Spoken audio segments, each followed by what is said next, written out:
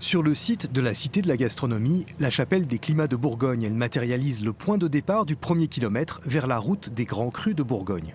La cité, elle se veut être un point de départ, un point de rayonnement, mais aussi un trait d'union entre tout le reste de la ville et le centre-ville, et de l'autre côté, la route des grands crus. Donc à partir d'ici jusqu'à Marsanais et cette route des grands crus.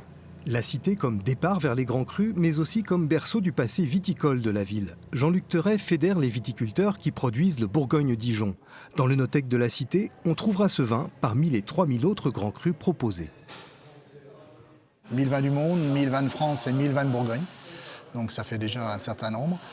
Et au niveau du Bourgogne-Dijon, nos discussions actuelles visent à mettre en avant, j'allais dire, chaque mois, un vigneron différent qui a des vignes et du vin sur le Bourgogne-Dijon.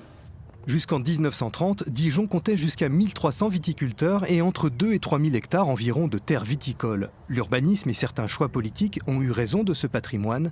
Et pourtant ici, une parcelle de 8 hectares replantée pour produire une appellation Bourgogne-Dijon. Aujourd'hui, sur les 5 communes qui ont encore de l'appellation Bourgogne autour de Dijon, c'est-à-dire Day, Corcelles-les-Monts, Talent, Plombières et Dijon, on a environ 200 hectares qui sont potentiellement replantables en Bourgogne et on l'espère en Bourgogne-Dijon.